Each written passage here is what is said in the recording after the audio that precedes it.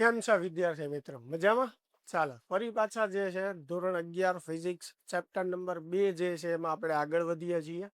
ગયા લેક્ચરની અંદર આપણે ખૂબ મહત્વની અને મોસ્ટ આઈએમપી કહી શકાય એવી થિયરી જે છે એ ભણ્યા હતા. અચળ પ્રવેગી ગતિના સમીકરણો આલેખની રીતે અને કલનશાસ્ત્રની રીતે. ખાસ એ લેક્ચર હજી સુધી તમે જોયો ન હોય તો ખાસ એ જોઈ લેજો.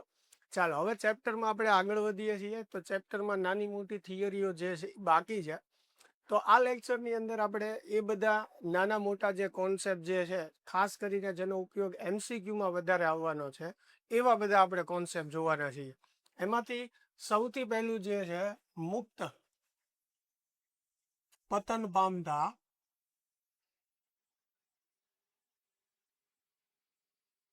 પદાર્થની ગતિ. ચાલો મુક્ત પતન પામતો પદાર્થ કોને કહેવાય? તો કે જ્યારે ગુરુત્વાકર્ષણની અસર હેઠળ કોઈ પદાર્થ પતન પામતો હોય તો એને મુક્ત પતન પામતો પદાર્થ કહેવાય. દાખલા તરીકે આ માર્કર છે તો આપણે એને મૂકીએ તો પૃથ્વીનું ગુરુત્વાકર્ષણ એને નીચે તરફ ખેંચશે. તો જ્યારે આ પદાર્થ નીચે તરફ પડી રહ્યો હોય ગુરુત્વાકર્ષણની અસરના લીધે એટલે એને મુક્ત પતન પામતો પદાર્થ કહેવાય. અને અહીંયા આપણે હવાનો અવરોધ ધ્યાનમાં લેતા નથી, એટલે કે હવાનો અવરોધ આપણે અવગણીએ છીએ. તો આપણે એમ કહી શકાય કે ગુરુત્વાકર્ષણની અસર હેઠળ પતન પામતા પદાર્થને મુક્ત પતન પામતો પદાર્થ કહેવાય. બરાબર. હવે મુક્ત પતન પામતો પદાર્થ હોય, દાખલા તરીકે અહીંયા આ પેન મારા હાથમાં છે તો શરૂઆતમાં એનો વેગ જે છે એ શું કહેવાય? 0 કહેવાય. એટલે આ હંમેશા આપણે યાદ રાખવાનું રહેશે કે ભાઈ મુક્ત પતન પામતા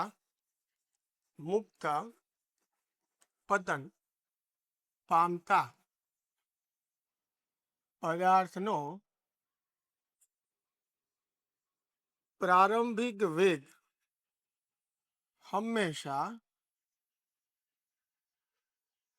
0 હોય છે. મુક્ત પતન પામતા પદાર્થનો પ્રારંભિક વેગ જે છે હંમેશા કેવો હોય? 0 હોય છે. એટલે v0 બરાબર આપણે શું લેવું પડશે? 0. સિવાય કે એ પદાર્થને આપણે કોઈ ગતિ કરતી વસ્તુમાંથી મુક્ત કર્યો હોય તો પાછો પ્રારંભિક વેગ એનો 0 નહીં આવે. અમુક એવા કેસ આવશે ત્યારે આપણે એની ચર્ચા કરશું કે કોઈ ગતિ કરતી વસ્તુ હોય એમાંથી આપણે પદાર્થને મૂકેલો હોય તો સીધી વાત છે કે પદાર્થનો પ્રારંભિક વેગ એક ગતિ કરતી વસ્તુ જેટલો થશે. એટલે અહીંયા આપણે પદાર્થને કોઈ તંત્રમાં ધારતા નથી. બરોબર. જેમ કે અહીંયા આ જે છે માર્કર તો એ સીધી મારા હાથમાં છે સોરી, અને એને હું મૂકું છું એટલે એનો પ્રારંભિક વેગ જે છે એ શું ગણાશે? 0 ગણાશે. પણ એની બદલે કોઈ બલૂન હોય, કોઈ વાહન ગતિ કરતું હોય અને એમાંથી આપણે પદાર્થને મુક્ત કરીએ તો એ વખતે એનો પ્રારંભિક વેગ જે છે એ 0 ન પણ હોઈ શકે. એટલે આપણે એ કેસની વાત અહીંયા કરતા નથી. તો સામાન્ય રીતે કોઈ પણ પદાર્થને તમે મૂકો એટલે ગુરુત્વાકર્ષણની અસર હેઠળ નીચે તરફ પતન કરશે એટલે એને મુક્ત પતન પામતો પદાર્થ કહેવાય. અને એનો પ્રારંભિક વેગ જે છે એ હંમેશા શું આવશે? 0 આવશે. બરોબર છે. હવે મુક્ત પતન પામતા પદાર્થનો પ્રવેગ અચળ હોય અને કેટલો હોય? તો કે g જેટલો. કારણ કે ગુરુત્વાકર્ષણની અસર હેઠળ નીચે પડે છે. તો મુક્ત પતન પામતા પદાર્થનો પ્રવેગ એ બરાબર g જેટલો હોય છે. બરાબર. મુક્ત પતન પામતા પદાર્થનો પ્રવેગ કેટલો હોય? એ બરાબર g જેટલો. g ની વેલ્યુ આપણે કેટલી લઈએ છીએ? 9.8 મીટર પ્રતિ સેકન્ડ સ્ક્વેર.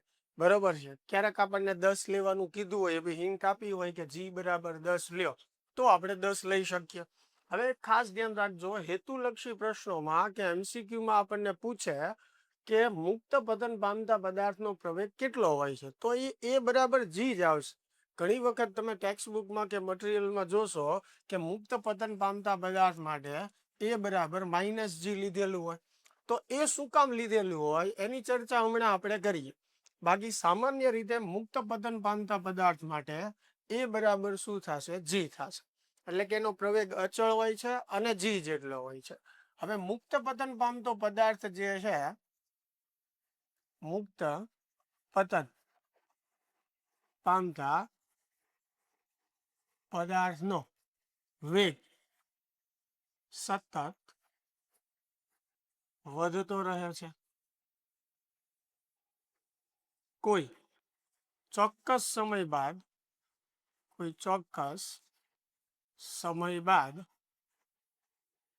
તેનો વેગ અચળ થઈ જાય છે, જેને ટર્મિનલ વેગ કહે છે.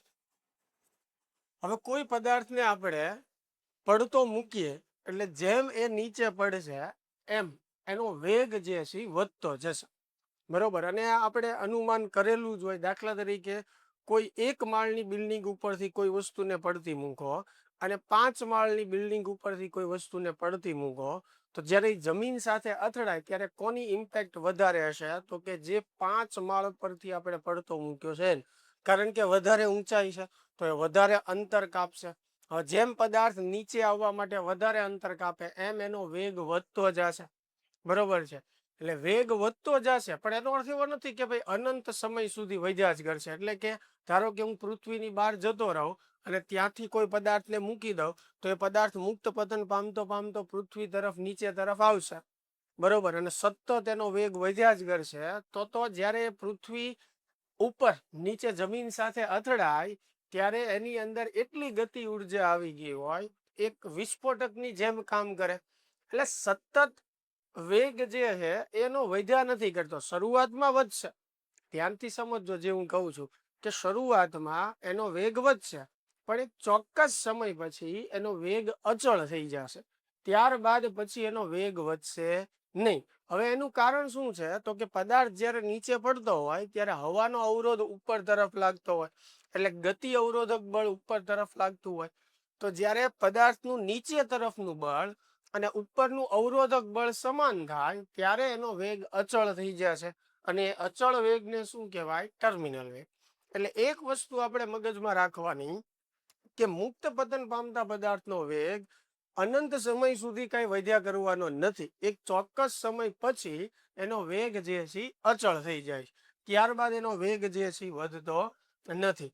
હવે મુક્ત પતન પામતા પદાર્થ માટે આપણે અચળ પ્રવેગી ગતિના સમીકરણો લખવા. મુક્ત પતન પામતા પદાર્થ માટે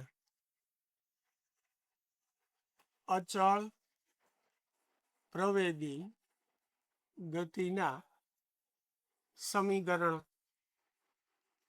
ચાલો, તો આપણી પાસે એક સમીકરણ આવું છે, d બરાબર v0t પ્લસ 1/8t². બરાબર. તો દરેક સમીકરણમાં v0 શું થશે? 0 થશે. અને એ શું થશે? g થશે. તો v0 તમે 0 મૂકો એટલે આ પદ 0, અહીંયા a ની જગ્યાએ g મૂકો એટલે d બરાબર તમને મળશે 1/gt².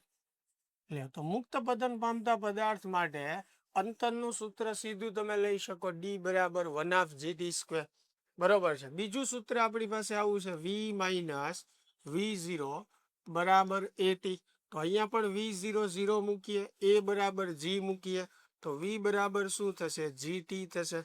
એટલે આ બીજું સમીકરણ થઈ ગયું વેગ મેળવવા માટે. t સમય પછી એનો વેગ મેળવવો હોય, સીધું સૂત્ર v બરાબર gt. એવી રીતે આપણી પાસે એક સમીકરણ આ છે, v² - v0² બરાબર 2ad. આ આપણું મૂળ સમીકરણ છે.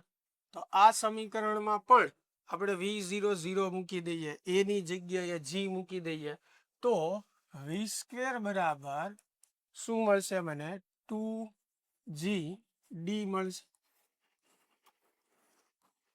રેડી?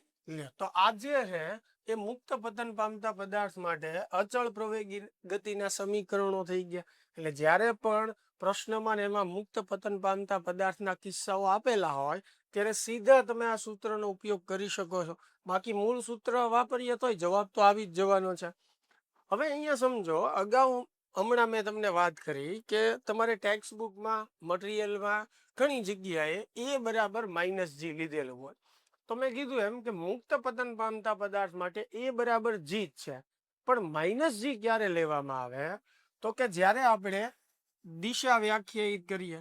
બરોબર, ધારો કે આ એક્સ અક્ષ છે તો જમણી બાજુ ધન, ડાબી બાજુ ઋણ. એવી જ રીતે વાય દિશા આપણે ધ્યાનમાં લઈએ.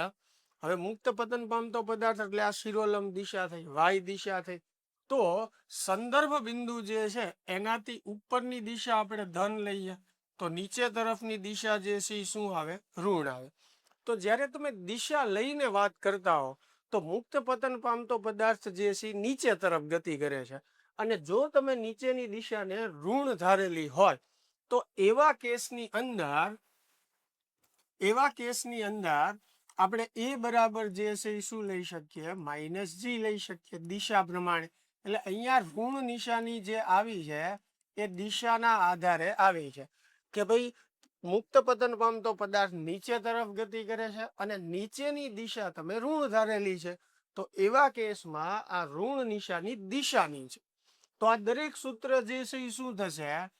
જી ની બદલે તમારે સૂત્રમાં શું લેવું પડશે? -g લેવું પડશે. બરોબર, એટલે d બરાબર -1/gd² થશે. પછી v બરાબર થશે -gt અને v² બરાબર થશે -2gd. બરાબર, તો ઋણ નિશાની ફક્ત અહીંયા દિશાના લીધે છે. તો જ્યારે પણ આવા આપણે પ્રશ્નો સોલ્વ કરતા હશું તો ફરજિયાત નથી કે તમારે એને ઋણ દિશા તરીકે લેવું. તમે ધન દિશા તરીકે ગણી શકો છો. હા, કોઈ ચોક્કસ કેસમાં આપણને પહેલેથી જ આપી દીધું હોય કે નીચે તરફની દિશાને ઋણ દિશા લઈને તમે ગણતરી કરો તો આપણે આ પ્રમાણે ચાલવું પડે. નહીતર આપણે આપણી રીતે પણ ગણી શકીએ છીએ. એટલે ઋણ નિશાનીથી તમારે મૂંઝાવાની જરૂર નથી. બરોબર છે. ચાલ, હવે મુક્ત પતન પામતા પદાર્થની વાત કરીએ તો એની માટે સ્થાન અને સમયના આલેખ, વેગ અને સમયના આલેખ અને પ્રવેગ અને સમયના આલેખ દોરીએ. તો દિશાને ધ્યાનમાં રાખીને આપણે દોરીએ. આ એક્સ અક્ષ ઉપર સમય. હવે પદાર્થ નીચે તરફ આવે છે અને નીચે તરફની દિશા આપણે ઋણ લીધેલી છે તમારી ટેક્સ્ટ બુક પ્રમાણે. તો એનું સ્થાન, વેગ, પ્રવેગ ઋણ આવશે. એટલે મારે ઋણ વાય પર એ બધા દર્શાવવા પડશે. તો જ્યારે મુક્ત પતન પામતા પદાર્થ માટે સ્થાન વિરુદ્ધ સમયનો આલેખ દર્શાવવામાં આવે તો એ આલેખ આવો મળશે આપણને. બરોબર છે. સેમ એવી રીતે વેગ અને સમયનો આલેખ દર્શાવવામાં આવે તો એ અચળ પ્રવેગી ગતિનો જે આલેખ હોય એવી રીતે આપણને મળશે. પ્રવેગ અચળ હશે, સમાન સમયમાં વેગમાં થતો વધારો સમાન હશે. બરોબર છે. અને પ્રવેગ અને સમયનો આલેખ દોરીએ એ અને ટી નો, તો એની કિંમત કેટલી હોય? જી જેટલી, એટલે કે 9.8. એટલે એનો આલેખ આવી રીતે આપણને સીધી રેખા મળશે. અને અહીંયા કિંમત કેટલી હશે? 9.8 મીટર પ્રતિ સેકન્ડ સ્ક્વેર હશે. કારણ કે મુક્ત પતન પામતા પદાર્થનો પ્રવેગ તો બદલાવાનો નથી. એ બરાબર જી જેટલો રહેવાનો છે. ઋણ દિશામાં આપણે લીધું છે એટલા માટે એ પ્રવેગ આપણે ઋણ વાય પર દર્શાવેલો છે. ચાલો, ખ્યાલ આવે છે? તો આ મુક્ત પતન પામતા પદાર્થ માટે સ્થાન સમય, વેગ સમય અને પ્રવેગ સમયના આલેખો જે છે એ થઈ ગયા. તમને ટેક્સ્ટ બુકની અંદર આ જે થિયરી જે છે એક એક્ઝામ્પલમાં આપેલી છે, પણ આને થિયરી સ્વરૂપે પૂછી શકાય. એટલે આને તમારે ઉદાહરણ નથી સમજવાનું, થિયરી જ સમજવાની છે. અને આના કોન્સેપ્ટનો ઉપયોગ આપણે MCQમાં આવશે અત્યારે. બરોબર, ચાલ. આની જ જેવો એક કોન્સેપ્ટ પણ એનાથી ઉલટો ઉર્ધ્વ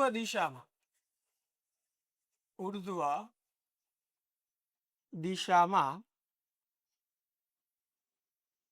ગતિ કરતો પદાર્થ. ચા ઉર્ધ્વ દિશા એટલે ઉપરની તરફ, અધો દિશા હોય તો નીચેની તરફ થાય. ઉર્ધ્વ દિશા એટલે ઉપરની તરફ. જેમ કે આ પેન છે તો મારે એને ઉપરની તરફ ફેંકવી હોય તો એક સીધી વાત છે કે શરૂઆતમાં એને કંઈક વેગ આપું તો જ એ ઉપર તરફ જશે. એટલે ઉપર તરફ ઉછાળેલો કોઈ પણ પદાર્થ છે એ ઉર્ધ્વ દિશામાં ગતિ કરતો પદાર્થ કહેવાય. હવે તમે સમજો, આ માર્કરને જ્યારે આપણે ઉપર તરફ ફેંકશું તો એ અમુક અંતર સુધી ઉપર જશે, ત્યારબાદ પાછી નીચે પડશે. કારણ કે જ્યારે આ પદાર્થ ઉપર તરફ જતો હોય ત્યારે એનું ગુરુત્વાકર્ષણ બળ જે છે એના પર લાગતું ગુરુત્વાકર્ષણ બળ એ નીચે તરફ હોય. એટલે કે ગુરુત્વાકર્ષણ બળ આની વિરોધી દિશામાં છે, પરિણામે આનો વેગ સતત ઘટતો જાય. એટલે માર્કર જે છે એનો મેં ઉપર તરફ જ્યારે ઘા કર્યો ત્યારે માર્કર ધીમે ધીમે ઉપર તો જશે પણ એનો વેગ ઘટતો જશે, કારણ કે ગુરુત્વાકર્ષણ બળ એની વિરોધી દિશામાં છે. બરોબર, એટલે એનો વેગ ઘટતો જશે. એક ચોક્કસ સમયે એનો વેગ 0 થઈ જશે, કેમ કે સતત વેગ ઘટતો જાય છે. બરોબર, એટલે ચોક્કસ સમયે વેગ જે છે એ 0 થઈ જશે. એટલે ધારો કે અહીંયા પહોંચ્યા પછી એનો વેગ 0 થઈ ગયો. હવે જો ગુરુત્વાકર્ષણ ન હોત તો માર્કર અહીંયા સ્થિર રહે. બરોબર છે, પણ ગુરુત્વાકર્ષણ છે એના લીધે જ વેગ એનો ઘટે છે. તો ચોક્કસ સમયે જ્યારે એનો વેગ 0 થાય, બરોબર છે, ત્યારે માર્કર ત્યાં સ્થિર રહેવાની નથી, કારણ કે ગુરુત્વાકર્ષણ નીચે તરફ લાગે છે. એટલે ગુરુત્વાકર્ષણ હવે અહીંયાથી એને નીચે તરફ ખેંચી લેશે. તો ત્યારબાદ એ નીચે પડતો પદાર્થ એટલે કે મુક્ત પતન પામતો પદાર્થ થઈ જશે જ્યારે એ નીચે પડવા લાગે છે ત્યારે. પણ એ પહેલાની આપણે વાત કરીએ તો આને આપણે ઉપર તરફ ફેંક્યો છે એટલે ઉર્ધ્વ દિશામાં ગતિ કરે છે અને એનો વેગ જે છે એ ઘટતો જાય છે. બરોબર, એટલે આપણે એમ કહી શકીએ કે ઉર્ધ્વ દિશામાં ગતિ કરતા પદાર્થનો વેગ ઘટતો જાય છે. ધારો કે અહીંયાથી આ આપણું સંદર્ભ બિંદુ, અહીંયાથી મેં કોઈ પદાર્થને ઉપર તરફ ઘા કર્યો, એટલે જેમ ઉપર તરફ જશે એમ એનો વેગ જે છે એ ઘટતો જશે. કોઈ એક ચોક્કસ અંતરે એનો વેગ જે છે એ 0 થઈ જશે. હવે આ બિંદુથી આપણે પદાર્થને ફેંક્યો છે એટલે ત્યારે એને કંઈક તો પ્રારંભિક વેગ હશે અને ત્યાંથી એ અહીંયા સુધી પહોંચે છે, પછી ઉપર જઈ શકતો નથી કારણ કે અહીંયા વેગ 0 થઈ ગયો. તો આ જે બિંદુ છે એનું મહત્તમ ઊંચાઈ વાળું બિંદુ કહેવાય. એટલે એનો અર્થ એવો થયો કે આનાથી વધારે ઊંચાઈએ એ જતો નથી. તો આ એને પ્રાપ્ત કરેલી મહત્તમ ઊંચાઈ કહેવાય, જેને તમે ડી વડે પણ દર્શાવી શકો અને જનરલ એને એચ વડે દર્શાવવામાં આવે છે તો આપણે એચ કહીએ. એટલે આ એને પ્રાપ્ત કરેલી મહત્તમ ઊંચાઈ કહેવાય. તો આપણે એમ કહી શકીએ કે મહત્તમ ઊંચાઈ ઉર્ધ્વ દિશામાં ગતિ કરતા પદાર્થનો મહત્તમ ઊંચાઈએ વેગ 0 હોય છે. મહત્તમ ઊંચાઈએ એનો વેગ કેવો હોય છે? 0 હોય છે. એટલે અંતિમ વેગ v બરાબર 0 લઈ શકાય. ચાલો, એનો પ્રવેગ કેટલો હોય તો કે -g જેટલો. ઉર્ધ્વ દિશામાં ગતિ કરતા પદાર્થનો પ્રવેગ એ બરાબર -g જેટલો હોય. શું કામ -g જેટલો? તો કે એની ગતિની વિરોધી દિશામાં ગુરુત્વાકર્ષણ બળ લાગે છે એટલા માટે -g છે. એટલે હંમેશા ધ્યાન રાખજો કે મુક્ત પતન પામતા પદાર્થ માટે એ બરાબર g છે. બરોબર, પણ એમાં -g ક્યારે આવે? જ્યારે તમે નીચે તરફની દિશાને ઋણ ધારેલી હોય તો. બાકી એ બરાબર g થાય મુક્ત પતન પામતા પદાર્થ માટે. અને ઉર્ધ્વ દિશામાં ગતિ કરતા પદાર્થ માટે એ બરાબર શું કહેવાય? -c કહેવાય. ખ્યાલ આવે છે? આમાં ખાસ ધ્યાન રાખવાનું. ચાલો, હવે આજે ઉર્ધ્વ દિશામાં ગતિ કરતો પદાર્થ છે એને v0 જેટલા વેગથી આપણે ફેંકીએ તો વધુમાં વધુ કેટલો ઊંચાઈએ જશે એનું સૂત્ર આપણે તારવવું હોય કે ભાઈ ઉર્ધ્વ દિશામાં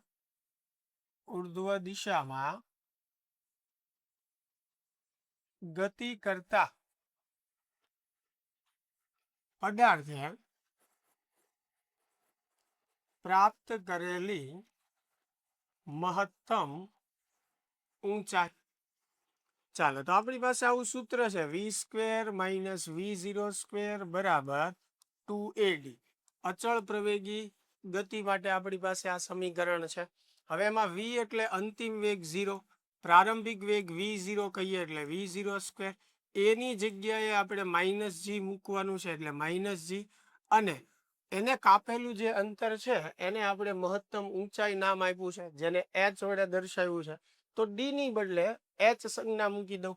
હવે બંને બાજુ માઇનસ માઇનસ કેન્સલ, h ને સૂત્રનો કરતા બનાવવું તો v0² છેદમાં 2g થશે. લ્યો, તો પદાર્થે પ્રાપ્ત કરેલી મહત્તમ ઊંચાઈ એનું સૂત્ર શું થઈ જશે v0² / 2g.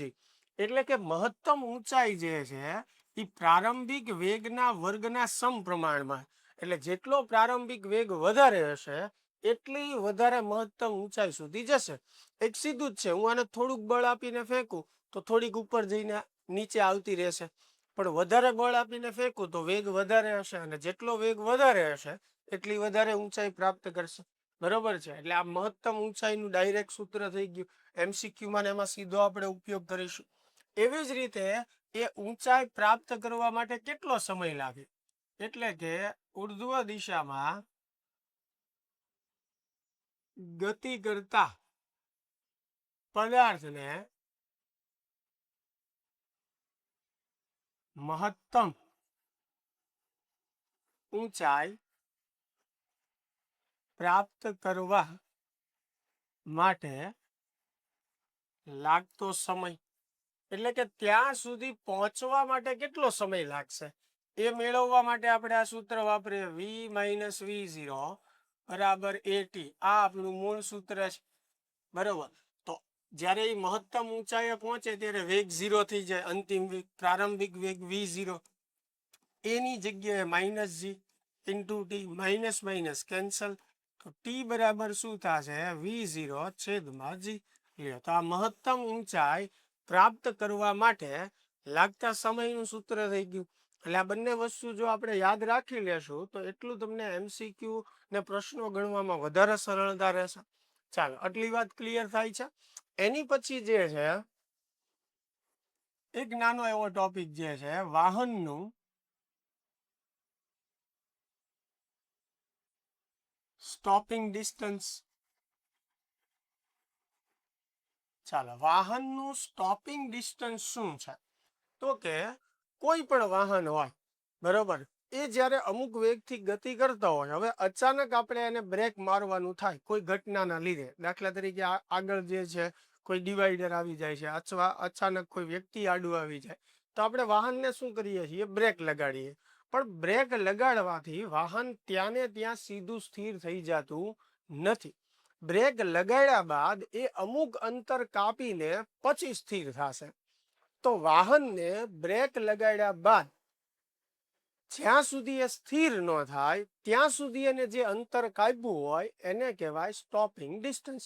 એટલે કે વાહનને બ્રેક લગાડ્યા બાદ તે સ્થિર થાય ત્યાં સુધીમાં એને જે અંતર કાપેલું છે એ અંતરને કહેવાય સ્ટોપિંગ ડિસ્ટન્સ.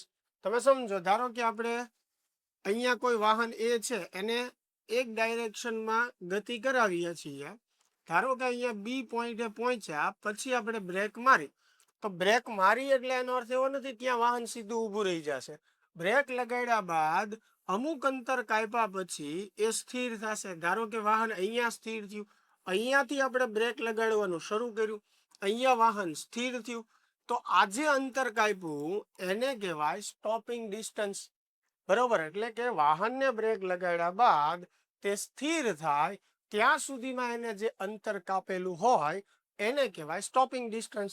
હવે આ સ્ટોપિંગ ડિસ્ટન્સ આપણે મેળવવું હોય તો v² - v0² બરાબર 2ad. આ સૂત્રનો ઉપયોગ કરીએ. હવે વાહન સ્થિર થાય એટલે અંતિમ વેગ 0, પ્રારંભિક વેગ વાહનનો v0 છે, તો એ v0 એમનેમ રહેવા દઈએ. હવે 2, બ્રેક મારો એટલે વેગ ઘટે, વેગ ઘટે એટલે પ્રતિપ્રવેગ ઉત્પન્ન થાય, એટલે સૂત્રમાં a ની બદલે મારે -a લેવું પડે, તો સામસામે માઇનસ કેન્સલ, ડી ને સૂત્રનો કરતા બનાવીએ તો v0² છેદમાં 2a લ્યો. તો આ વાહનના સ્ટોપિંગ ડિસ્ટન્સનું સૂત્ર થઈ ગયું, જે દર્શાવે છે કે વાહનનું સ્ટોપિંગ ડિસ્ટન્સ જે છે એ વાહનના પ્રારંભિક વેગના વર્ગના સમપ્રમાણમાં છે. એટલે કે જેટલો પ્રારંભિક વેગ વધારે હશે એટલું સ્ટોપિંગ ડિસ્ટન્સ વધારે હશે. અને એ આપણે પણ અનુભવ્યું હોય કે વાહન ધીમે ધીમે જતું હોય તો આપણે બ્રેક મારીએ તો એ લગભગ થોડાક સમયમાં ઊભું રહી જશે. પણ જ્યારે વાહનનો વેગ ખૂબ વધારે હોય અને એને બ્રેક મારીએ તો એને સ્થિર થવા માટે અમુક સમય લાગશે. એટલે કે બ્રેક માર્યા પછી પણ એ અમુક અંતર જે છે કાપશે. પછી એ ડ્રિફ્ટ મારીને કાપે, ઘસડાઈને કાપે, એ વાત અલગ છે. પણ એ બ્રેક લગાડ્યા પછી અમુક અંતર કાપશે ને પછી સ્થિર થશે. એટલે જેટલો વાહનનો વેગ વધારે હશે એટલું સ્ટોપિંગ ડિસ્ટન્સ વધારે હશે. વાહનનું સ્ટોપિંગ ડિસ્ટન્સ જે છે એ કઈ બાબત ઉપર આધાર રાખે છે તો કે વાહનના પ્રારંભિક વેગ ઉપર આધાર રાખે, પછી વાહનની બ્રેકિંગ ક્ષમતા પર પણ આધાર રાખે. બ્રેક સારી હોવી પણ જરૂરી છે, એટલે બ્રેકની ક્ષમતા ઉપર પણ આધારિત છે, અને પ્રતિપ્રવેગ ઉપર આધારિત છે. બરોબર છે. આ ત્રણ વસ્તુ ઉપર વાહન જે છે એનું સ્ટોપિંગ ડિસ્ટન્સ આધાર રાખે. પ્રારંભિક વેગ વાહનના, વાહનની બ્રેકિંગ ક્ષમતા ઉપર અને પ્રતિપ્રવેગ ઉપર.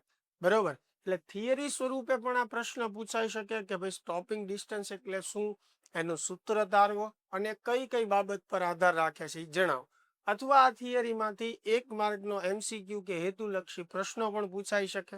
એટલે એ દ્રષ્ટિએ જે છે આ મહત્વનું છે. ચાલો, ખ્યાલ આવે છે. હવે એની પછીનો એક નાનો એવો ટોપિક જોઈએ, એ છે પ્રતિક્રિયા સમય. પ્રતિક્રિયા સમય. હવે સમજો, પ્રતિક્રિયા પહેલા કોને કહેવાય તો કે તમારી સામે કોઈ ક્રિયા થાય અને એને પહોંચી વળવા કે એની સામે તમે જે બીજી ક્રિયા કરો છો એને આપણે કહીએ પ્રતિક્રિયા. એટલે કે કોઈ એક્શનની સામે આપણે બીજી જે એક્શન કરીએ એને આપણે રિએક્શન કહીએ. પ્રતિક્રિયા સમય એટલે કે ક્રિયાની સામે થતી જે બીજી ક્રિયા છે એને આપણે શું કહીએ, પ્રતિક્રિયા સમય કહીએ. બરોબર છે. હવે આવી ક્રિયા કરવા માટે આપણે જે સમય લાગે છે એ સમયને કહેવાય પ્રતિક્રિયા સમય. ચાલો એનું એક ઉદાહરણ જોઈએ કે ભાઈ આપણે વાહનમાં જતા હોઈએ અને અચાનક કોઈ વ્યક્તિ રસ્તા પર જે છે પસાર થાય અથવા આપણે વાહનની આડે આવે તો આપણે શું કરીશું, તરત વાહનને બ્રેક લગાડીશું અથવા કોઈ પણ રસ્તો ગોતીશું. કારણ કે પરિસ્થિતિ કેવી છે એના પર આધાર રાખે. બરોબર છે. પણ આપણે નોર્મલ કન્ડિશન ઉપર જઈએ કે ભાઈ વાહન લઈને આપણે જતા હોઈએ અને સડનલી કોઈ વ્યક્તિ જે છે એ રસ્તા પર આડું આવી જાય તો તરત આપણી સામે એક ક્રિયા થઈ. હવે એ ક્રિયાને પહોંચી વળવા માટે આપણે સામી કોઈ ક્રિયા કરશું જેને પ્રતિક્રિયા કહેવાય. તો હવે સામી તમારી પ્રતિક્રિયા શું હશે? કારણ કે વ્યક્તિ જે રસ્તા પર આડો આવ્યો છે, જો તમે કોઈ ક્રિયા જ નહીં આપો તો એક્સિડન્ટની સંભાવના વધી જશે. એવું ન થાય એની માટે થઈને તરત આપણું મગજ વિચારવા લાગશે કે ભાઈ શું કરવું. એટલે આપણે વાહન ધીમી સ્પીડે હશે તો બ્રેક લગાડશું, અથવા તો આપણી પાસે ઓપ્શન હશે તો બ્રેક મારી અને સાઈડમાંથી વાહનને પસાર કરી લેશું. આવી કોઈ પણ ક્રિયા આપણે કરશું. પણ આ ક્રિયા કરવા માટે તમારે કેટલો સમય લાગે? બરોબર. વ્યક્તિનું પસાર થવું તમારી સામેથી એ એક ક્રિયા થઈ. હવે એક્સિડન્ટ જે છે એ ન થાય એની માટે થઈને તમારે સામી ક્રિયા કરવાની છે જેને આપણે પ્રતિક્રિયા કીધી. એટલે કે સામે તમે પ્રતિક્રિયા કરો છો, પણ એ પ્રતિક્રિયા તમારે શું કરવી એની માટે તમે વિચાર્યું, એટલે કંઈક સમય લીધો અને પછી એ ક્રિયા કરી. તો એ સમય જે લાગ્યો એને કહેવાય પ્રતિક્રિયા સમય. સરળ શબ્દોમાં કોઈ ક્રિયા સામે પ્રતિક્રિયા કરવા માટે જે સમય લાગે છે એને કહેવાય પ્રતિક્રિયા સમય, રિએક્શન ટાઈમ. હવે આ પ્રતિક્રિયા સમય શેના પર આધાર રાખે? તો સૌથી પહેલી તો પરિસ્થિતિ ઉપર આધાર રાખે. પરિસ્થિતિ કેવી જટિલ છે એના પર આધાર રાખે. બીજી વસ્તુ જે છે વ્યક્તિ પર આધાર રાખે. દરેકની વિચારવાની ક્ષમતા અલગ અલગ હોય, એ પ્રમાણે એનો પ્રતિક્રિયા સમય અલગ અલગ હોય. એટલા માટે તમે જોજો, ખાસ કરીને F1 રેસ જે વાળા હોય એમને તમે જોજો આવી સ્પેશિયલ રિએક્શન ટાઈમ વધે એવી ટ્રેનિંગ આપવામાં આવે કારણ કે એ લોકો જ્યારે રેસિંગ કરતા હોય ત્યારે સડનલી કોઈ પણ બનાવ બની શકે, એની સામે બીજી કોઈ પણ કાર આવી જતી હોય, આગળ કોઈ પણ એક્સિડન્ટ થયું હોય, સડનલી કોઈ પણ વસ્તુ એની સામે થઈ શકે. તો આવું જ્યારે કોઈ અચાનક કોઈ ક્રિયા થાય અને એ લોકો ઝડપથી એને પહોંચી વળે, પોતાનો બચાવ કરી શકે અથવા સામી ઝડપથી કોઈ ક્રિયા કરી શકે, એની માટે એ લોકોને પ્રતિક્રિયા સમય વધે એવી સ્પેશિયલ ટ્રેનિંગ આપવામાં આવતી હોય છે. હવે અહીંયા આપણે વાત કરીએ તો આપણે ફક્ત આ MCQ કે થિયરીની દ્રષ્ટિએ આ ટોપિક જે છે એ કામનો છે. એટલે આમાંથી MCQ હેતુલક્ષી પ્રશ્ન 1 માર્કમાં અથવા થિયરીમાં પૂછી શકે કે ભાઈ પ્રતિક્રિયા સમય એટલે શું અને પ્રતિક્રિયા સમય જે છે એ કઈ બાબત પર આધાર રાખે છે. એટલી વસ્તુ આપણે મગજમાં રાખવાની છે. ચાલો, ક્લિયર થાય છે પ્રતિક્રિયા સમય? ચાલ, એની પછી આપણે સાપેક્ષ વેગ જે છે એ ભણીશું. ચાલો, સાપેક્ષ વેગ. અત્યાર સુધી આપણે વેગની વાત કરતા હતા. હવે એક ટોપિક આવ્યો સાપેક્ષ વેગ. એટલે એક પદાર્થનો જ્યારે બીજા પદાર્થની સાપેક્ષે વેગ મેળવીએ તો એ સાપેક્ષ વેગ થયો. કારણ કે ગતિ હંમેશા કોઈ પણની સાપેક્ષે હોય. બરોબર, આ સમજો તમે. દાખલા તરીકે કોઈ બે વ્યક્તિ એક બસમાં બેઠા છે. બરોબર, વ્યક્તિ A અને B બંને એક બસમાં બેઠા છે, બાજુ બાજુમાં બેઠા છે. તો જ્યારે એ બંને એકબીજાને જોશે તો એ બંને એકબીજાને સ્થિર જ સમજશે. બરોબર છે. પણ એ જ બે વ્યક્તિને જ્યારે કોઈ જમીન પર ઊભી રહેલો વ્યક્તિ જોવે તો એ બસની અંદર બેઠા છે, તો જમીન પર ઉભેલો જે વ્યક્તિ છે એ જ્યારે A અને B વ્યક્તિને જોવે છે તો એ એને સ્થિર નહીં દેખાય, કારણ કે બસની અંદર છે. બરોબર છે. જેટલા વેગથી બસ ગતિ કરે છે એટલો જ વેગ એનો થવાનો છે. એટલે અહીંયા સાપેક્ષ ગતિનું ઘણું મહત્વ છે, કારણ કે ગતિ હંમેશા સાપેક્ષ જ હોય. એટલા માટે સાપેક્ષ વેગનું પણ મહત્વ છે. અને એ સમજવા માટે આપણે બે પદાર્થ ધ્યાનમાં લઈએ. ધારો કે કોઈ એ પદાર્થ છે જેનો વેગ 70 મીટર પ્રતિ સેકન્ડ છે, કોઈ બી પદાર્થ છે જેનો વેગ 30 મીટર પ્રતિ સેકન્ડ છે, અને ધારો કે બંને એક જ દિશામાં ગતિ કરે છે. તો હવે હું તમને એમ કહું કે આ બંનેના વેગ વિશે વિચારો તમે, તો અહીંયા તમે કહી શકો કે સાહેબ બી કરતા એ નો વેગ વધારે છે 40 જેટલો, અથવા એ કરતા બી નો વેગ 30 જેટલો ઓછો છે. હું એમ પણ બોલી શકું કે ભાઈ બી કરતા એ જે છે એ 1 સેકન્ડમાં 40 મીટર જેટલું વધારે અંતર કાપશે. કેમ કે વેગ શું બતાવે? પ્રતિ સેકન્ડે કાપેલું અંતર. બરોબર છે. તો આનો વેગ 70 છે, આનો 30 છે. એટલે આ 1 સેકન્ડમાં 30 કાપશે અંતર, આ 1 સેકન્ડમાં 70 કાપશે. તો એ કેટલું વધારે કાપશે? તો કે 40 જેટલું. હવે આ આપણે મૌખિક સમજ્યા. આ પણ આપણે સમીકરણથી સમજવું હોય તો આમ સમજી શકાય કે ભાઈ બી ની સાપેક્ષે એ નો વેગ શું કરવું છે મારે? બી ની સાપેક્ષે એ નો વેગ. તો એને લખાય VAB, આવી રીતે લખી શકાય. અને VA માઇનસ VB, આવી રીતે આપણને સાપેક્ષ વેગ મળશે. બી ની સાપેક્ષે એ નો વેગ. હવે એનો વેગ જે છે એ 70 છે. હવે જો એની જ દિશામાં બી ગતિ કરતો હોય તો બી નો વેગ જે છે એની સંજ્ઞા ધન જ. પણ એ કરતા વિરોધી દિશામાં બી ગતિ કરતો હોય તો એના વેગની સંજ્ઞા ઋણ આવશે જ્યારે આપણે સાપેક્ષ વેગ મેળવીએ ત્યારે. તો 70 માઇનસ 30 એટલે કેટલું આવશે? 40 આવશે. આ તો સૂત્રની માઇનસ નિશાની છે.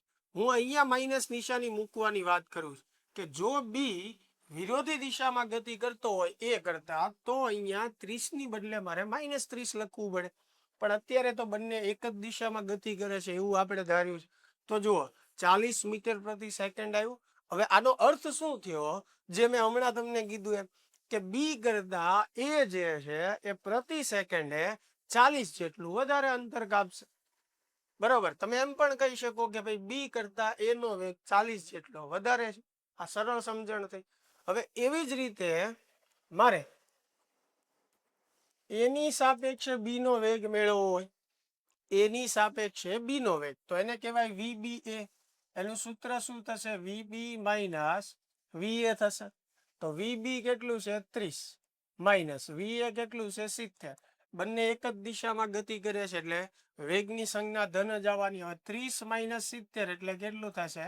-40. તો અહીંયા -40 શું કામ આવે છે? તો કે બી નો વેગ એ કરતા 40 જેટલો ઓછો છે, અથવા બી જે છે એ કરતા પ્રતિ સેકન્ડે 40 જેટલું ઓછું અંતર કાપે છે, એટલે એ ઋણ નિશાની એની માટેની છે. ખ્યાલ આવે છે? હવે માની લ્યો કે એ આ દિશામાં ગતિ કરે છે અને બી એની વિરોધી દિશામાં ગતિ કરે છે, બરોબર? તો હું બી ની સાપેક્ષે એનો વેગ મેળવું તો એને કહેવાય વીએ માઇનસ વીબી. હવે એનો વેગ જે છે એ 70 છે માઇનસ. હવે જુઓ, એનો વેગ મેળવું છું હું બી ની સાપેક્ષે, બરોબર? તો ધ્યાનથી સમજજો કે બી જે છે એ કરતા વિરોધી દિશામાં છે, એટલે મારે અહીંયા બી ના વેગની સંજ્ઞા માઇનસ મૂકવી પડશે, બરોબર? તો માઇનસ માઇનસ શું થઈ જશે? પ્લસ, એટલે ટોટલ થશે 100. તો બી ની સાપેક્ષે એનો વેગ કેટલો થયો? 100. એટલે કહેવા એમ માંગે છે કે પ્રતિ સેકન્ડે એ 100 મીટર અંતર કાપશે બી ની સાપેક્ષે. હવે આવું કેમ થાય? તો ધ્યાનથી જુઓ તમે. ધારો કે અહીંયા એ છે અને અહીંયા બી છે. હવે એનો વેગ આપણે કીધો કે 70 છે, બી નો વેગ આપણે કીધો 30 છે, અને બી એ તરફ ગતિ કરે છે, એ જે છે એ બી તરફ ગતિ કરે છે. તો હવે બંને એકબીજા તરફ આવે છે. તો હવે આ 1 સેકન્ડમાં કેટલું અંતર કાપે? 70. ધારો કે આને 70 અંતર કાપ્યું, બરોબર? આ 1 સેકન્ડમાં કેટલું અંતર કાપે? 30. તો હવે તમે સમજો કે જ્યારે બંનેની આપણે સાથે ગતિનું ઓબ્ઝર્વેશન કરતા હોઈએ ત્યારે 1 સેકન્ડમાં બંને વચ્ચેનું અંતર કેટલું ઘટી જશે? તો કે આ 70 આગળ આવશે, આ 30 આગળ આવશે, એટલે બંને વચ્ચેનું અંતર પ્રતિ સેકન્ડે 100 મીટર જેટલું ઘટી જશે, બરોબર? એટલે એવા કેસમાં આ સાપેક્ષ વેગનો ખ્યાલ આપણને વધારે સરળ ભર્યો રહે એમસીક્યુ ને પ્રશ્નોની ગણતરી કરવા માટે. ખ્યાલ આવે છે? કારણ કે બંને એકબીજા તરફ ગતિ કરતા હોય ત્યારે પ્રતિ સેકન્ડે આ રીતે અંતર કપાતું હોય, એટલે આપણે સાપેક્ષ વેગની ગણતરીથી એને સરળ કરી શકીએ. જ્યારે એક ડાયરેક્શનમાં બંને ગતિ કરે છે તો સમજો, દાખલા તરીકે અહીંયા એ છે, તો એ જે છે એ 70 મીટર પ્રતિ સેકન્ડ, એટલે 1 સેકન્ડમાં એને 70 અંતર કાપ્યું. જ્યારે બી જે છે એને 1 સેકન્ડમાં 30 અંતર કાપ્યું. તો બંને વચ્ચેનો ડિફરન્સ કેટલો રહ્યો? 40 જેટલો રહ્યો. જ્યારે બંને એક દિશામાં ગતિ કરે છે એટલે બંને વચ્ચેનું જે સાપેક્ષ અંતર છે એ 40 જ થશે. આમાં કેટલું થશે? 100 જેટલું ઘટી જશે. ખ્યાલ આવે છે? તો આવી રીતે આપણે સાપેક્ષ વેગ જે છે એ મેળવી શકીએ, બરોબર? ખાસ સૂત્ર આપણે યાદ રાખવાનું છે. બીજા અલગ કોન્સેપ્ટની જરૂર પડશે તો આવા જ્યારે એમસીક્યુ સોલ્વ કરીએ ત્યારે હું તમને વધારે એના વિશે કહીશ. પણ અત્યારે જાજુ ડિટેલમાં તમને કન્ફ્યુઝિંગ લાગતું હોય તો પહેલા સૂત્ર યાદ રાખો કે સાપેક્ષ વેગ જે છે એ કઈ રીતે મેળવવાનો. પછી પ્રશ્નો અને એમસીક્યુ ની અંદર આનો કેમ ઉપયોગ કરવાનો એ ત્યારે પણ હું વધારે તમને સમજાવી શકીશ. ચાલો, આ ખ્યાલ આવે છે?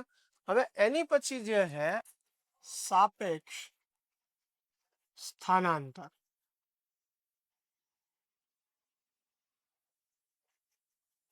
ચાલો, સાપેક્ષ વેગ સમજ્યા, પછી સાપેક્ષ સ્થાનાંતર વાળો પણ કોન્સેપ્ટ આપણને ઘણા પ્રશ્નો સોલ્વ કરવામાં કામ લાગશે. હવે સમજો કે ધારો કે કોઈ પદાર્થ જે છે એ આ પથ પર રેખીય ગતિ જે છે એ કરે છે. આ આપણું સંદર્ભ બિંદુ છે અને અહીંયા આપણે બે પદાર્થો ધ્યાનમાં લેશું કારણ કે સાપેક્ષ સ્થાનાંતરની વાત કરવાની છે. તો અહીંયા કોઈ એ પદાર્થ છે જેનું સંદર્ભ બિંદુથી શરૂઆતમાં અંતર જે છે એક્સ ઓ એ છે, બરોબર? એ પદાર્થ જે છે અહીંયા છે સંદર્ભ બિંદુથી, એટલે કે ટી બરાબર 0 સમયે એનું અંતર જે છે સંદર્ભ બિંદુથી આટલું છે, જેને આપણે એક્સ ઓ એ નામ આપ્યું. એવી જ રીતે ટી બરાબર 0 સમયે કોઈ બી પદાર્થ છે જેનું સંદર્ભ બિંદુથી અંતર એક્સ ઓ બી છે, બરોબર? તો આ બંને પદાર્થ વચ્ચેનું અંતર કેટલું થયું? તો કે આટલું અંતર થયું. શરૂઆતમાં બંને વચ્ચેનું અંતર આટલું થશે. હવે આ અંતર મારે મેળવવા માટે શું કરવું પડે? તો કે આ જે અંતર છે એમાંથી આ અંતર બાદ કરવું પડે, એટલે કે એક્સ ઓ બી માંથી એક્સ ઓ એ મારે બાદ કરવું પડે. તો પ્રારંભમાં પ્રારંભમાં બંને પદાર્થ વચ્ચેનું સાપેક્ષ અંતર તો એ કેટલું થશે? એક્સ ઓ બી માઇનસ એક્સ ઓ એ થશે. બરોબર. શરૂઆતમાં હવે સમજો કે ભાઈ એ પદાર્થ જે છે એ વીએ જેટલા વેગથી ગતિ કરે છે અને એ પદાર્થ અહીંયા પહોંચે છે. ટી સમયે એ પદાર્થ જે છે એ અહીંયા પહોંચે છે ટી સમયે. ચાલો, તો એ પદાર્થ અહીંયા આવી ગયો ટી સમયે, તો એને કાપેલું અંતર કેટલું કહેવાય? અંતર એટલે વેગ ગુણ્યા સમય થશે. તો અહીંયાથી લઈને એને કાપેલું અંતર થશે વીએ ઇન્ટુ ટી, કારણ કે અંતર એટલે શું થશે? વેગ ગુણ્યા સમય. તો એને ટી સમયમાં વીએ જેટલા વેગથી કાપેલું અંતર એટલે વીએ ઇન્ટુ ટી થયું. તો હવે એનું સંદર્ભ બિંદુથી અંતર કેટલું થઈ ગયું? આ જે અંતર છે જેને હું એક્સ એ કહું, બરોબર, કે ભાઈ ટી સમયે એ પદાર્થનું સંદર્ભ બિંદુથી અંતર કેટલું થયું? બરોબર. તો એને મેં નામ આપી દીધું એક્સ એ. હવે એક્સ એ જે છે કેટલું થશે? તો કે આટલું તો આપણને ખબર હતી. કેટલું હતું? એક્સ ઓ એ. ત્યારબાદ એને કેટલું અંતર કાપ્યું? તો કે વી એ ઇન્ટુ ટી જેટલું. બરોબર. તો એ આપણી માટે એક્સ એ થઈ ગયું. હવે એવી જ રીતે બી પદાર્થ પણ ગતિ કરે છે અને ટી સમયે એ અહીંયા પહોંચે છે. તો બી પદાર્થે વીબી જેટલા વેગથી ટી સમયમાં કાપેલું અંતર વીબી ગુણ્યા ટી થાય. ડી પદાર્થનો વેગ આપણે શું લીધો? વીબી, અને ટી સમયમાં એ અહીંયા પહોંચે છે તો એને કાપેલું અંતર વીબી ઇન્ટુ ટી થશે. તો ટી સમયે સંદર્ભ બિંદુથી બી નું અંતર જે છે એ આ થશે, જેને આપણે એક્સ બી કહીએ. હવે આ એક્સ બી કેટલું થશે? તો કે આ કેટલું હતું? એક્સ ઓ બી. જો આ કેટલું હતું? એક્સ ઓ બી. ત્યાંથી આ કેટલું છે? VB into T. બેયનો સરવાળો કરો તો એ આપણને એક્સ બી મળે. એટલે એ થશે એક્સ ઓ બી વત્તા વીબી ઇન્ટુ ટી. રેડી? સમજણ પડે છે આમાં? ચાલો, હવે જે છે ટી સમયે બે વચ્ચેનું અંતર કેટલું? તો કે ટી સમયે એ પદાર્થ અહીંયા આવી ગયો, બી પદાર્થ અહીંયા આવી ગયો. હવે બંને વચ્ચેનું અંતર એટલે આ થશે. બરોબર. આવડું આ અંતર થશે બંને વચ્ચેનું ટી સમયે. તો હવે આપણે એમ કહીએ કે ભાઈ ટી સમયે બી અને એ વચ્ચેનું સાપેક્ષ અંતર. ચાલો, તો એ સાપેક્ષ અંતર આપણે મેળવવું હોય તો આ આખું અંતર કેટલું છે? એક્સ બી. આ અંતર કેટલું છે? એક્સ એ. એક્સ બી માંથી એક્સ એ બાદ કરવું એટલે આ બે વચ્ચેનું સાપેક્ષ અંતર મળે મને. તો એક્સ બી માઇનસ એક્સ એ. બરાબર. એટલે આ સમીકરણમાંથી આ બાદ કરવાનું. તો એને ગોઠવીને આપણે લખીએ તો એ સમીકરણ મને આવું મળશે. એક્સ ઓ બી માઇનસ એક્સ ઓય, બરોબર, વત્તા વીબી માઇનસ વીએ, અને ટી આપણે કોમન કાઢીએ. આ બંને સમીકરણનું બાદબાકી તમે કરો અને સમીકરણને થોડું ગોઠવીને વ્યવસ્થિત લખો તો ટી સમય બાદ બંને વચ્ચેનું જે સાપેક્ષ અંતર છે એનું તમને આ સૂત્ર મળે. આ જે છે એ ટી બરાબર 0 સમયે બંને વચ્ચેનું અંતર છે અને આ જે છે એ ટી સમયે બંને વચ્ચેનું અંતર છે. સમજાય છે? એ આપણે ખાસ મગજમાં રાખવાનું છે. હવે જ્યારે બંને પદાર્થ એકબીજાને ક્રોસ કરે કે ઓવરટેક કરે, ઘણી વાર એવા કિસ્સા આપ્યા હોય કે ભાઈ એ અને બી પદાર્થ એક જ દિશામાં ગતિ કરે છે અને એ જે છે બી ને ઓવરટેક કરે, અથવા બંને વિરોધી દિશામાં ગતિ કરે છે, બરોબર છે, અને જ્યારે એકબીજાને ઓવરટેક કરે, હવે ઓવરટેક કરે ત્યારે બંને એક જ સ્થાને હોય, અને જ્યારે બંને એક જ સ્થાને હોય ત્યારે બંને વચ્ચેનું સાપેક્ષ અંતર જે છે એ શું થઈ જાય? 0 થઈ જાય. એટલે જ્યારે પણ એવો વાત હોય કે બંને એકબીજાને ઓવરટેક કરે તો ઓવરટેક ના સમય વખતે એક્સ બી માઇનસ એક્સ એ જે છે એ શું લઈ શકાય 0. હવે આ થિયરી આપણે સ્કૂલની એક્ઝામમાં કે એમાં નથી, પણ આપણે MCQ લેવલની જ્યારે તૈયારી કરતા હોય JEE નીટ, તો આ બધા કોન્સેપ્ટ આપણને યાદ હોય તો આ કોન્સેપ્ટના આધારિત જે કાંઈ MCQ હોય એ આપણે સરળતાથી કરી શકીએ. એટલે સૂત્ર ક્યાંથી કેમ આવ્યું એ કદાચ સાદુરૂપ આપણે ન યાદ રાખીએ તો ચાલશે, પણ સૂત્ર આપણે યાદ રાખવાનું અને એ શેની માટેનું છે એ પણ આપણે યાદ રાખવાનું, બરોબર છે. એટલે સાપેક્ષ અંતર આપણે મેળવવું હોય એની માટે આપણે આ સૂત્ર જે છે એ ખાસ મગજમાં રાખીશું, બરોબર છે. એનો ઉપયોગ કઈ રીતે થાય, કેવા પ્રશ્નોમાં, એ આપણે જ્યારે MCQ કરીએ ત્યારે તમને ખ્યાલ આવી જશે. તો મિત્રો અહીંયા સુધીના આ ચેપ્ટરમાં કોન્સેપ્ટ હતા. ચેપ્ટર નંબર 2 ની અંદર જે કાંઈ પણ કોન્સેપ્ટ હતા એ બધા જ મેં તમને સમજાવ્યા છે. આશા છે કે વ્યવસ્થિત તમને સમજાણા હશે. એટલે થિયરી અહીંયા આ ચેપ્ટરની આપણી પૂરી થાય છે, એટલે કે બધા કોન્સેપ્ટ થિયરીની દ્રષ્ટિએ આપણા પૂરા થાય છે. હવે છેલ્લે જે આપણે બધા કોન્સેપ્ટ કર્યા છે, અચળ પ્રવેગી ગતિના સમીકરણો આપણે જે કર્યા, સાપેક્ષ વેગ, સાપેક્ષ સ્થાનાંતર, મુક્ત પતન પામતા પદાર્થની ગતિ, આ કોન્સેપ્ટને આધારિત જે MCQ છે એની પ્રેક્ટિસ કરવાની આપણે બાકી છે. તો એ આપણે નેક્સ્ટ વિડીયો લેક્ચરથી શરૂ કરશું. ચાલો તો મળીએ નેક્સ્ટ વિડીયોમાં.